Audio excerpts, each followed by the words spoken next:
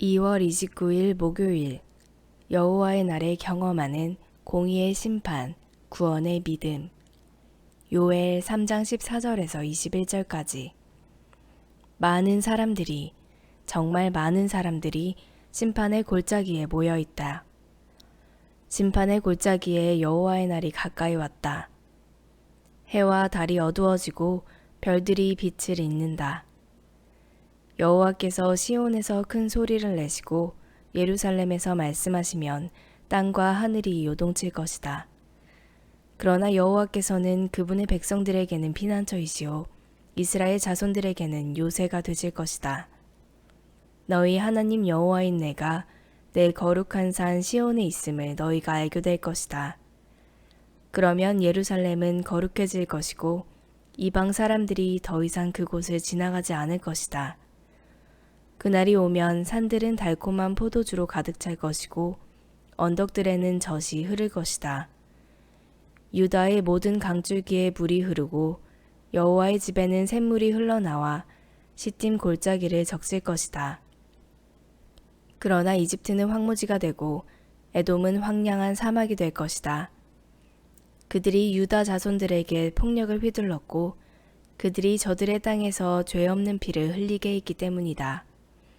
그러나 유다는 영원히 존재할 것이고 예루살렘도 대대로 존재할 것이다. 내가 전에는 씻겨주지 않았던 그들의 피를 이제는 씻겨줄 것이다. 여호와께서 시온에 계시기 때문이다. 오늘의 말씀 요약. 여호와의 날이 가까우니 심판의 골짜기에 사람이 많습니다. 여호와의 소리에 하늘과 땅이 요동치지만 여호와께서 이스라엘의 요새가 되시니 그들은 여호와가 그들의 하나님인 줄 압니다. 거룩해진 예루살렘에 다시는 이방인이 통행하지 못하고 폭력을 행했던 이집트와 에돔은 황무지가 될 것입니다. 본문 해설. 임박한 여호와의 날 3장 14절에서 17절까지. 여호와의 날은 열방에게는 심판의 날이지만 하나님 백성에게는 구원의 날입니다. 심판의 골짜기에 많은 사람이 모입니다. 여기서 많은 사람들로 번역된 히브리어 하모님은 웅성거리는 소리를 뜻합니다.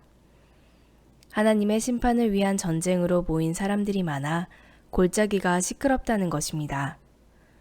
해와 달과 별이 캄캄해지는 일은 심판의 한 종류로 이는 여호와의 날이 가깝다는 징표입니다. 하나님이 시온에서 큰 소리를 내십니다. 큰 소리를 내다라는 말은 사자가 표효하다라는 뜻으로 그분의 진노가 어떠한지 묘사합니다. 하나님은 열국 백성을 모아놓고 하늘과 땅이 울릴 정도로 포효하는 두려우신 분이지만 그분의 백성에게는 피난처와 요새가 되어주십니다. 하나님을 의지하는 성도에게 하나님은 가장 안전한 피난처십니다. 열방을 심판하시는 하나님이 이스라엘 백성에게는 어떤 분이 되어주시나요? 하나님은 내게 어떤 분인가요? 시온에 거하시는 하나님 3장 18절에서 21절까지. 시온에 거하시는 하나님은 자기 백성에게 복을 주십니다. 하나님이 열방을 심판하신 후에는 이스라엘의 포도주와 젖이 넘쳐 흐르고 시냇물도 풍성해 마치 에덴 동산 같을 것입니다. 반면 열방은 황무지로 변할 것입니다. 하나님이 열방을 심판하시는 이유는 우상을 숭배하고 하나님 율법을 어기며 폭력으로 무죄한 피를 흘렸기 때문입니다. 이렇듯 하나님은 불의한 나라와 사람들을 심판하십니다. 그분은 정의와 공의가 구부러진 것 같은 현실을 역전시켜 자기 백성의 억울함을 풀어주십니다. 이런 하나님을 의지하는 성도는 악에게 지지 않고 선을 행할 수 있습니다.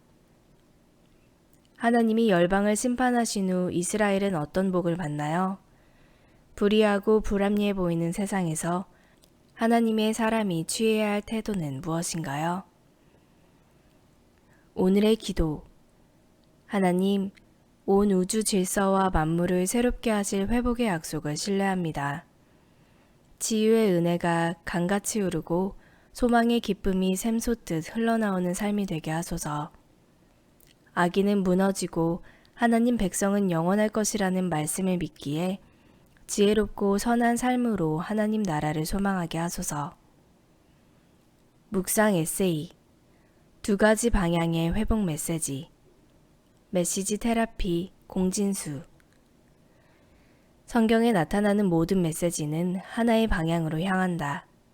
바로 회복이라는 거대한 방향이다. 창세기 3장에서 아담과 하와가 죄를 범해 쫓겨난 에덴이 회복되는 일, 하나님과 온전히 연합해 동행하는 삶이 회복되는 일은 요한계시록 22장에 이르러서야 완성된다.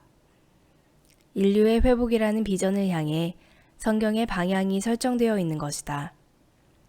구체적으로 성경이 제시하는 회복에는 2가지 방향이 있다.